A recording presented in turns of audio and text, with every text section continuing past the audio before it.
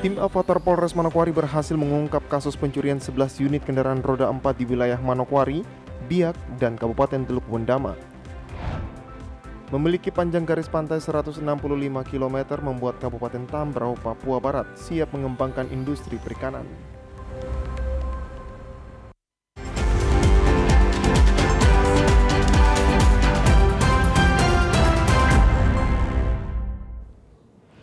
Salam jumpa pemirsa, senang sekali saya Esti Ika dapat kembali menjumpai Anda dalam program berita Papua Barat hari ini.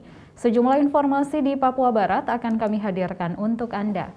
Inilah berita selengkapnya.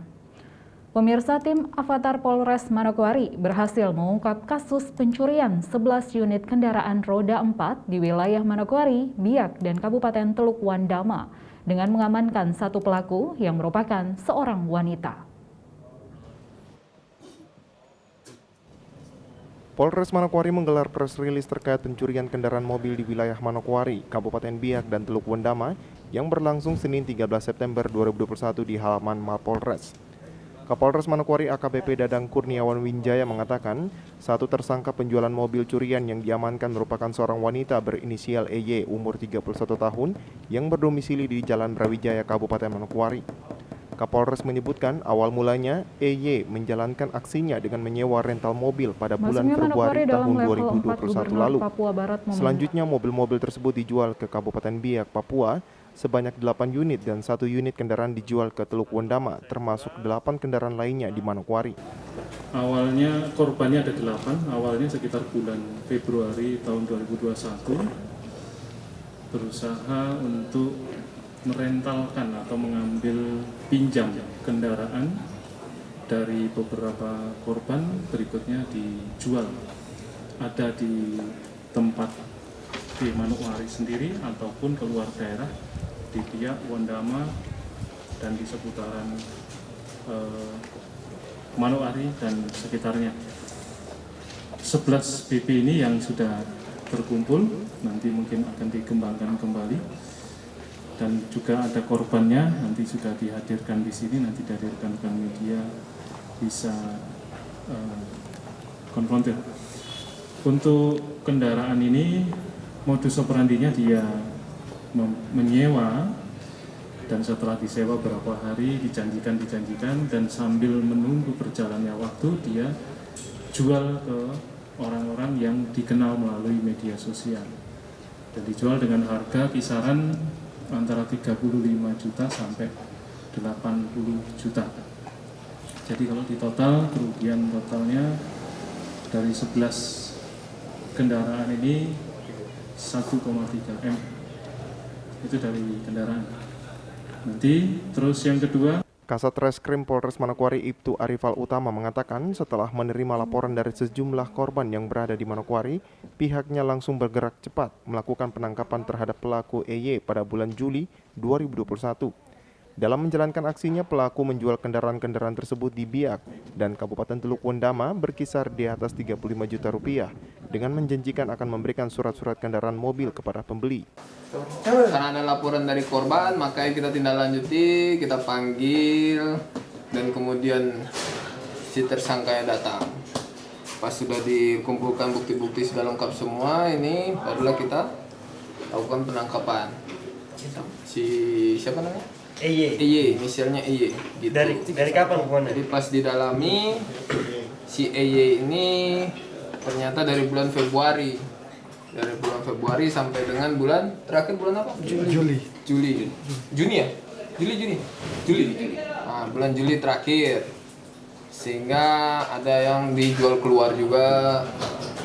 Terus yang diiming-imingi nanti akan dikasih surat, katanya begitu, surat-surat lengkap. Sementara itu, salah satu pemilik kendaraan Paulus menyampaikan ucapan terima kasih kepada kepolisian resort dalam hal ini Reskrim Polres Manokwari yang berhasil mengungkap kasus pencurian mobil di wilayah Papua dan Papua Barat. Dia berhasil ke depan para supir rental untuk lebih berhati-hati sehingga kejadian seperti ini tidak terulang kembali. Kejadian ini saya banyak berterima kasih kepada Kapolres Manokwari dan jajaran, terutama penyidik Reskrim yang sudah membantu saya sampai bisa menemukan mobil saya. Itu aja yang bisa saya sampaikan. Mungkin ada himbauan buat teman-teman rental di Manokwari ini supaya jangan Himbauan sampai saya kepada teman-teman rental agar lebih hati-hati, supaya jangan kita melihat dari penampilan, tapi kita harus tanya lebih jelas pekerjaannya apa, tinggalnya di mana. Jadi penampilan juga oke, tapi himbauan saya jangan terlalu tertarik dengan penampilan. Penampilan tidak menjamin. ada surat-surat yang diserahkan sebelumnya kan?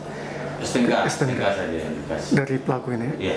Untuk mempertanggungjawabkan perbuatannya, kini pelaku dijerat dengan pasal 372 dan 378 kasus penipuan dan penggelapan dengan ancaman hukuman 4 tahun penjara.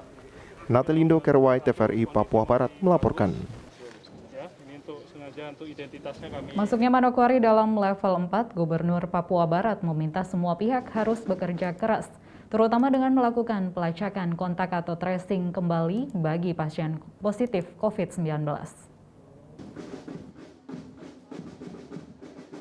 Kabupaten Manokwari kembali masuk dalam zona level 4 setelah sebelumnya turun ke level 3 kasus penyebaran COVID-19 di wilayah Papua Barat. Gubernur Papua Barat Domingus Mandacan mengatakan ada 3 wilayah di Papua Barat yang masuk level 3, yaitu Kabupaten Teluk Bintuni, Fak-Fak, dan Teluk Wondama, sedangkan sisanya berada di level 2. Dengan adanya kenaikan dari level 3 ke level 4 khususnya di Kabupaten Manokwari, Domingus berharap semua pihak kembali harus bekerja keras dengan melakukan tracing atau pelacakan kontak kepada mereka yang dinyatakan positif COVID-19, sehingga bisa dilakukan tes bagi mereka yang kontak terakhir dengan pasien positif COVID-19. Manokwari ditetapkan sebagai level 4, kemudian level 3 Teluk Bintuni, Teluk Wondama, dan juga Fak-Fak. Setelah itu semua level 2. Begitu terutama di level 4 itu perlu kita kerja keras lagi, dalam arti testing tracing itu harus kita lakukan. Nah, dalam arti ketika ada satu yang positif, kita harus tahu latar belakangnya, asal usulnya dari mana, tinggal di mana, sehingga kontaknya dengan siapa-siapa itu harus kita lakukan. Jadi tidak hanya terbatas satu saja ketika ada positif.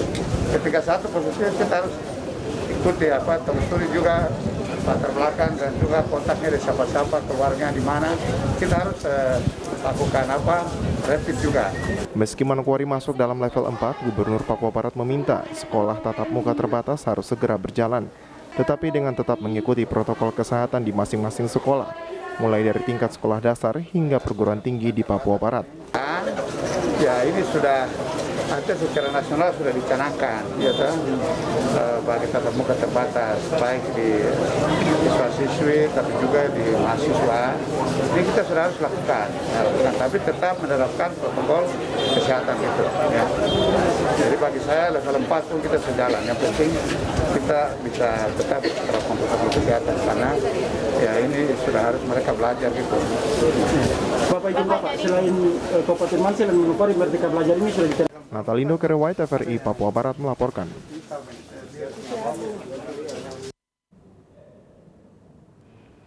Pemirsa, hari Senin 13 September 2021, ruangan perawat pasien COVID-19 di Rumah Sakit Umum Daerah Papua Barat sepi karena tidak ada pasien yang dirawat.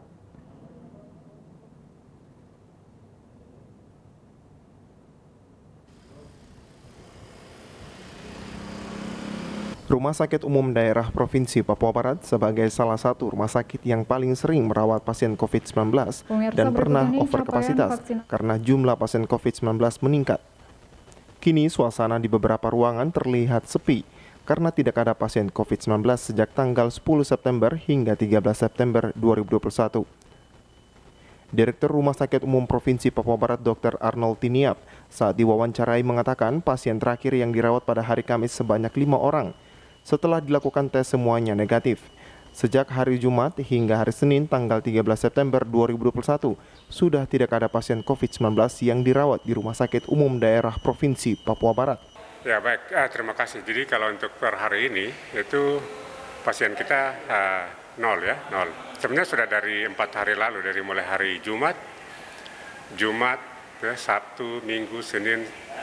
Jadi puji Tuhan, jadi waktu hari Kamis itu sebenarnya tinggal 5 pasien, kemudian kita pemeriksaan untuk follow up, dan pas malam keluar hasil, 5-5-nya negatif. Jadi mulai hari Jumat, Sabtu, Minggu, Senin sampai dengan hari ini itu pasien dalam posisi 0. Direktur Rumah Sakit Provinsi menambahkan, dengan kasus yang menurun, pemerintah Provinsi Papua Barat akan tetap waspada dengan terus melaksanakan protokol kesehatan dan vaksinasi. Ya, jadi kalau kita lihat sekarang dengan kasus yang menurun ya, dengan grafik yang menurun, jangan membuat kita lengah dulu sebenarnya. Jangan membuat kita lengah karena kita pernah juga mengalami hal serupa itu pada saat akhir Mei dan masuk di awal Juni. Pada saat itu kita juga sempat merawat hanya 3 pasien. Pada saat tanggal 3 Juni seingat saya, itu kita cuma merawat 3 pasien di rumah sakit provinsi. Kemudian hari-hari berikutnya dan mulai meningkat. Dan kita mulai mencapai puncak bulan Juli. Dan tiba-tiba meningkat tajam pada saat itu. Dan saat ini ada 2 upaya yang memang menurut saya itu penting untuk kita tetap pertahankan, protokol kesehatan dan kemudian vaksinasi. Mengapa demikian? Karena kita tidak bisa pastikan yang tadi ya, pandemi kapan berakhir, terus kemudian upaya-upaya yang dilakukan tetap harus dilakukan oleh masyarakat. Dan kalau kita lihat dari turunnya kasus ini kontribusi dari semua aspek, semua upaya yang dilakukan. Untuk update data COVID-19 yang dikeluarkan oleh Dinas Kesehatan Provinsi Papua Barat per tanggal 12 September 2021, sebanyak 18 orang dinyatakan sembuh, yang berasal dari Kabupaten Teluk Bintuni 10 orang, Kota Sorong 3 orang, Kabupaten Sorong Selatan 2 orang, Kabupaten Sorong 2 orang, dan Kabupaten Manokwari 1 orang. Total sembuh COVID-19 di Papua Barat saat ini mencapai 22.179 orang. Dengan persentase tingkat kesembuhan mencapai 97,9%. Jimmy Tabisu, TVRI Papua Barat melaporkan. Pemirsa, berikut ini capaian vaksinasi COVID-19 di Provinsi Papua Barat per 12 September 2021.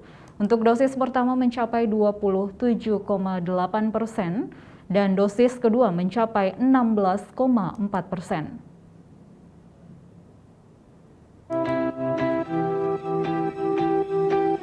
Informasi tersebut berasal dari website Dinas Kesehatan Provinsi Papua Barat per tanggal 12 September 2021 tentang capaian vaksinasi COVID-19 di Provinsi Papua Barat. Hingga saat ini dosis pertama mencapai 222.32 dengan persentase 27,8% dari sasaran 797.402. Dan untuk dosis kedua mencapai 131.53 dengan persentase 16,4%. Sedangkan untuk rekapitulasi capaian vaksinasi kabupaten kota di Papua Barat, untuk dosis pertama, Kabupaten Fakfak mencapai 16.248 sasaran dengan persentase 28,5%. Kabupaten Kaimana mencapai 11.030 sasaran dengan persentase 25,5%. Kabupaten Teluk Wondama mencapai 7.623 sasaran dengan persentase 27,3%. Kabupaten Teluk Bintuni mencapai 13.392 sasaran dengan persentase 21,6%. Kabupaten Manokwari mencapai 64.944 sasaran dengan persentase 48,9%. Kabupaten Sorong Selatan mencapai 6.559 sasaran dengan persentase 18,2%.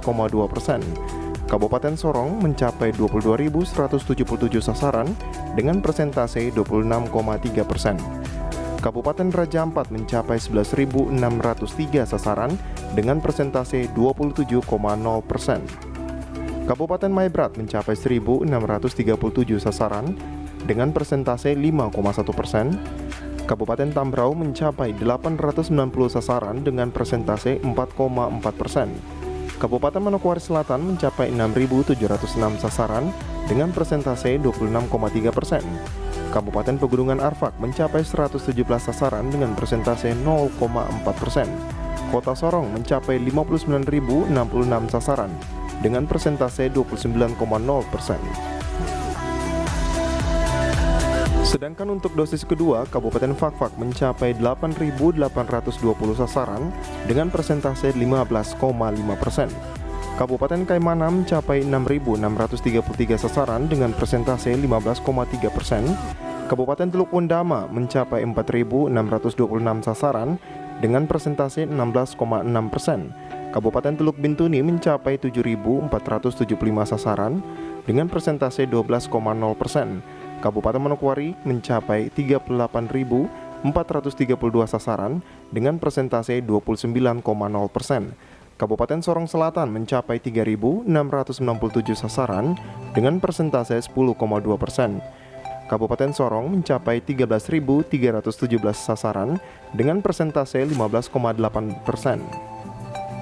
Kabupaten Sorong mencapai 13.317 sasaran dengan persentase 15,8%. Kabupaten Raja Ampat mencapai 5.618 sasaran dengan persentase 13,1%. Kabupaten Maibrat mencapai 1.351 sasaran dengan persentase 4,2%. Kabupaten Tambrau mencapai 388 sasaran dengan persentase 1,9%. Kabupaten Manokwari Selatan mencapai 4.171 sasaran dengan persentase mencapai 16,3%. Kabupaten Pegunungan Arfak mencapai 69 sasaran dengan persentase 0,2%. Dan Kota Sorong mencapai 36.457 sasaran dengan persentase 17,9%. Tim Liputan TVRI Papua Barat melaporkan. Informasi selanjutnya akan hadir setelah jeda berikut ini. Tetaplah bersama kami.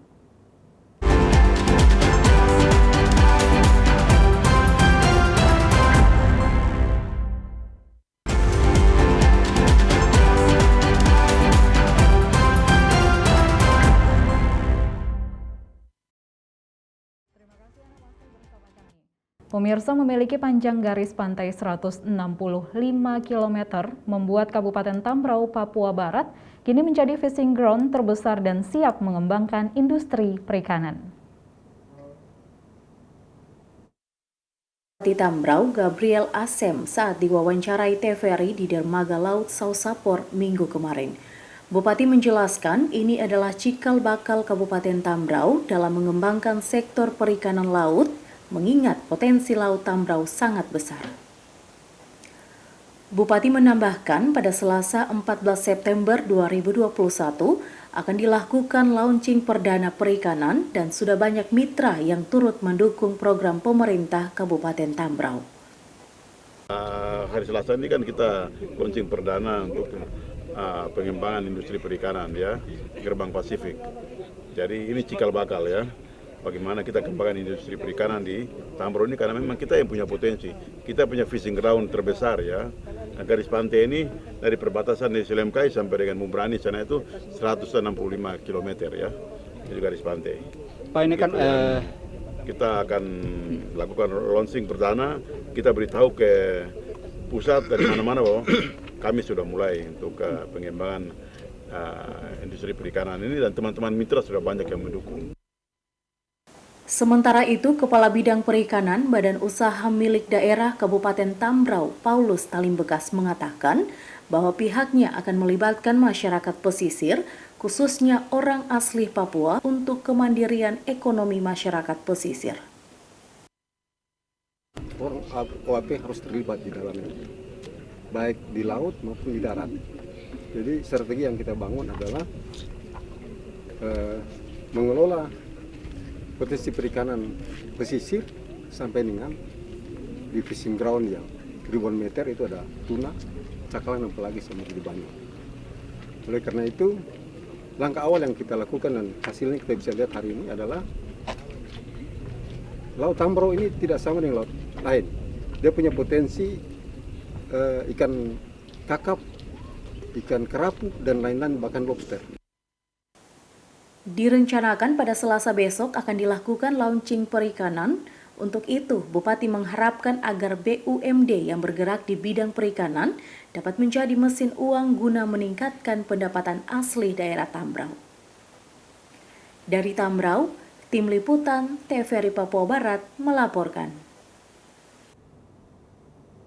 Bupati Tambrau, Gabriel Asem, bersama Kodim 1810 akan membentuk pengurus di Kabupaten Tambrau dan akan dilaporkan ke KONI Provinsi Papua Barat. Penegasan ini disampaikan Bupati usai memantau secara langsung ujian kenaikan sabuk karate Kodim 1810 Tambrau. Bupati mengatakan bahwa niat baik Kodim yang sudah membesarkan olahraga karate di Kabupaten Tambrau akan terus didukung oleh pemerintah. Bupati yang juga merupakan mantan atlet karate ini sangat serius dan akan bergandengan tangan dengan Kodim 1810 Tambrau untuk membentuk sebuah wadah induk yang akan mewadahi olahraga karate yakni Forki dan di bawahnya adalah Inkai dan akan dilaporkan ke KONI Provinsi Papua Barat. Teman-teman dari Kodim 1810 ini punya niat besar untuk membesarkan olahraga karate di Tambrau, khususnya Institut Karate Do Indonesia. Maka kita segera bentuk wadah induk yang mewadahi organisasi ini, yaitu pertama Forki, setelah itu baru di bawahnya adalah Inkai, ya, Institut Karate Do Indonesia. Sementara itu, sejalan dengan Dandim 1810, Bupati mengatakan ke depan akan merekrut warga masyarakat Tambrau, khususnya anak-anak dan pemuda Tambrau untuk terlibat dalam olahraga karate. Mereka sifatnya masih dari luar, dari jauh, ada sambil datang nonton, lihat.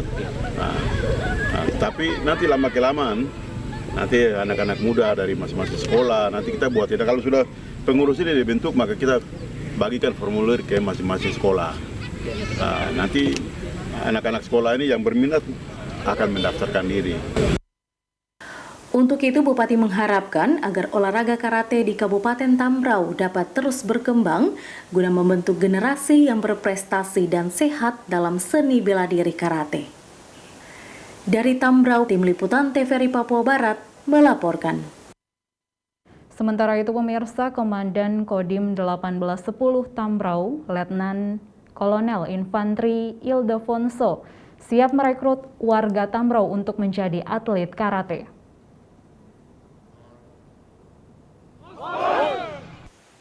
Hal ini dikatakan Dandim 1810 usai melakukan latihan bersama persiapan materi ujian kenaikan sabuk Inkai Kodam 18 Kasuari bersama 75 atlet karate yang berlangsung di lapangan sepak bola Tambrau Sabtu lalu.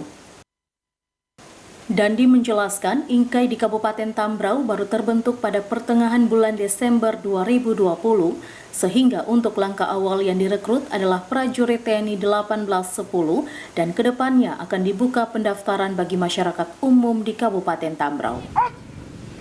Baik, untuk sementara ini karena ini awal, kemudian program baru dari Kodam 18 Kasuari, sementara masih seluruhnya prajurit Kodim 1810 Tambrau.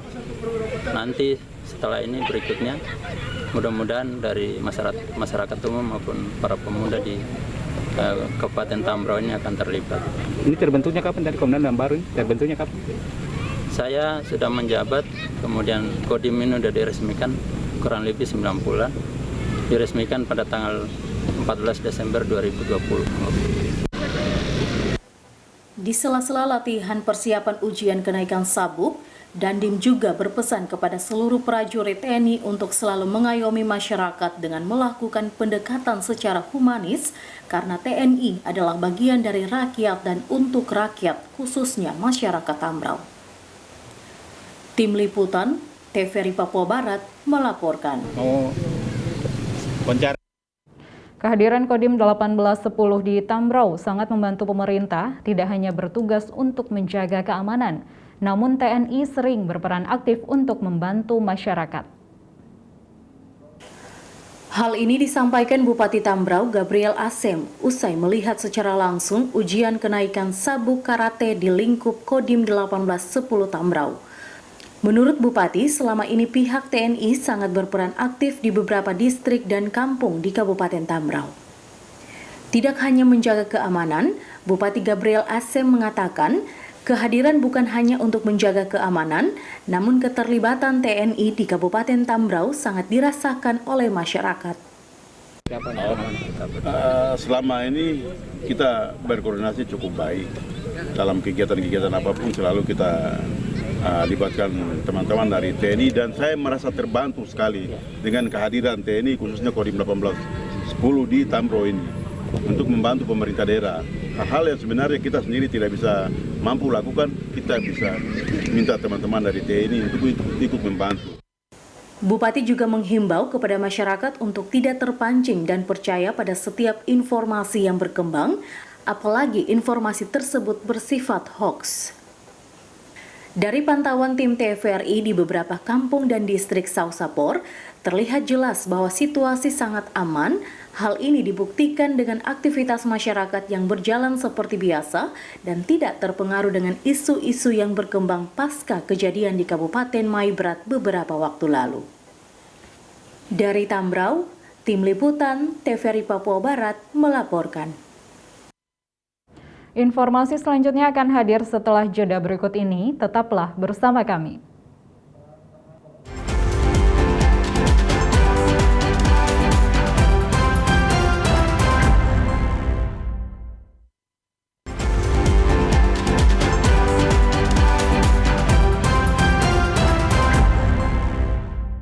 Terima kasih Anda masih bersama kami. Pemirsa, sebanyak 400 peserta yang mengikuti tes awal P3K untuk tenaga honor dilakukan secara offline.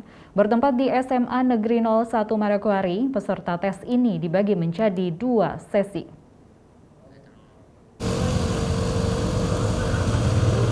Ujian tes P3K yang digelar selama 3 hari ini dimulai sejak tanggal 13 hingga 15 September mendatang. Hari ini sebanyak 400 peserta tes untuk tenaga guru berlangsung dengan 2 sesi. Yang pertama dari pukul 7.00 hingga 12 siang dan sesi kedua dari pukul 13.00 hingga 16.00 waktu Indonesia Timur.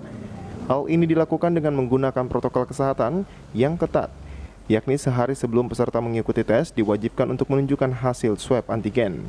Kepala Sekolah SMA Negeri 1 Manokwari Lucinda Mandobar mengatakan jika dirinya dan guru-guru lainnya menyambut baik para peserta yang menggunakan fasilitas di sekolahnya dan siap mendukung pemerintah Kabupaten Manokwari dalam pelaksanaan ujian tes P3K. Pelaksanaannya mulai hari ini Senin sampai dengan hari Rabu dengan 2 sesi per harinya. Untuk SMA 1 lab yang digunakan ada 6 lab. Masing-masing lab berapa ini? Masing-masing lab itu komputernya 30 sampai 35 komputer. Selain itu dirinya menambahkan ada beberapa ruangan lab yang dipergunakan untuk para peserta tes ini. Hal ini tentunya didukung oleh fasilitas komputer yang dimiliki SMA Negeri 1 Manokwari. Mungkin karena pemerintah melihat SMA 1 punya fasilitas lab komputer.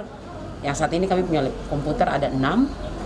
Dan di setiap lab ini kami meletakkan PC untuk komputer kliennya ada 30 sampai 35. Jadi biasanya kalau 35 ada 5 yang cadangan. Paling sedikit ada 2 cadangan di tiap lab.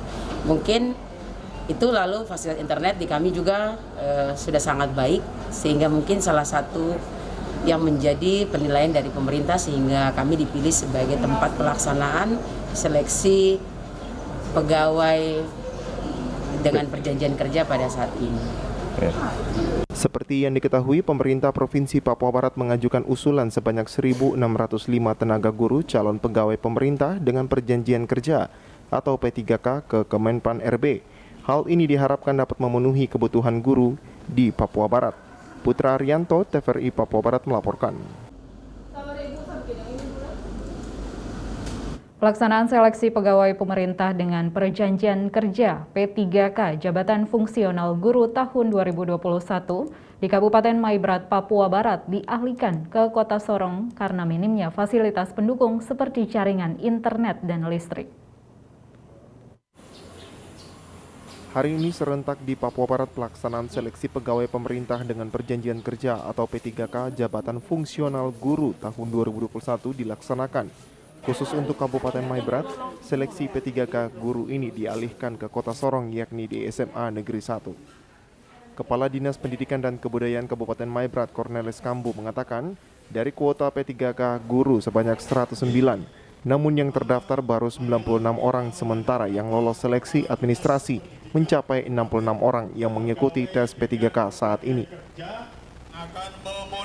Menurut Cornelis Kambu, untuk pelaksanaan seleksi P3K guru di Kabupaten Maibrat dialihkan ke Sorong karena fasilitas di SMA Negeri 1 Kota Sorong sangat mendukung seperti jaringan internet, komputer, dan sarana listrik. Meski demikian, kondisi dan situasi Kabupaten Maibrat saat ini masih relatif aman. Namun, kata Corneles, seleksi P3K dialihkan ke Sorong tidak ada kaitannya dengan insiden di Maibrat. Publik tahu bahwa kami sengaja membawa kegiatan ini datang lakukan di Sorong ini karena bukan situasi yang terjadi di Maibrat, tidak. Tapi karena fasilitas komputer yang lengkap di SMA 1 Sorong, dan di sana itu adalah pengaruhnya lampu mati dan jaringan 4G sering tidak terkonek baik, maka kita alihkan itu untuk kita lakukan di sini. Sehingga jangan sampai ada isu-isu yang dimainkan oleh media bahwa pelaksanaan penyelenggaraan pemerintahan dan pelayanan pembangunan masyarakat di Kabupaten Maibrat tidak berjalan karena situasi yang terjadi di sana. Seleksi pegawai pemerintah dengan perjanjian kerja atau P3K Guru tahun 2021 ini akan berlangsung selama 3 hari. Dalam proses tes tersebut, peserta wajib mengikuti protokol kesehatan dengan melakukan swab antigen dan memiliki kartu vaksinasi. Dr. Dances Raun selaku penanggung jawab menjelaskan, dari hasil swab antigen kepada peserta calon P3K Guru dinyatakan negatif dan mereka diizinkan untuk mengikuti seleksi. Itu ada 2 pilihan yang kita harus ambil, yaitu vaksin dengan swab kepada peserta P3K. Tapi kemarin kita Zoom, yang bisa kita lakukan adalah swab, dan puji Tuhan swab antigen yang kita lakukan ini terhadap semua peserta yang hari ini hadir. Sampai dengan hari ini tadi tambahan ada 5 orang lagi tambahan. Totalnya semua hasilnya negatif. Dan kemarin sesuai dengan hasil Zoom, jika ada yang positif, berarti mereka itu dikhususkan dalam kelas tersendiri. Tetap dia punya hak untuk tetap mengikuti tes, tapi dia dikhususkan dalam ruangan sendiri. Pelaksanaan seleksi P3K tersebut, peserta diwajibkan mengikuti protokol kesehatan seperti memakai masker dan mencuci tangan. Dari Sorong, Mikael Jasman, TVRI Papua Barat melaporkan. Sebanyak 16 siswa-siswi dari SMA Negeri 1 Manokwari mengikuti kompetisi sains nasional tingkat provinsi. Penyelenggaraan KSN ini berlangsung selama 3 hari dari tanggal 13 hingga 15 September 2021. Kompetisi sains nasional merupakan suatu kegiatan yang memiliki tingkat prestisius di kalangan peserta didik. KSN tingkat provinsi kali ini, SMA Negeri 1 menerjunkan delegasinya sebanyak 16 peserta didik dengan mengikuti 9 mata pelajaran yang dilakukan secara daring. Kepala Sekolah SMA Negeri 1 Lucinda Mandobar optimis jika peserta didiknya dapat masuk dalam kompetisi sains nasional. Hal ini dilihat dari kemampuan siswa dan siswi yang sejak 1 tahun lalu telah dipersiapkan.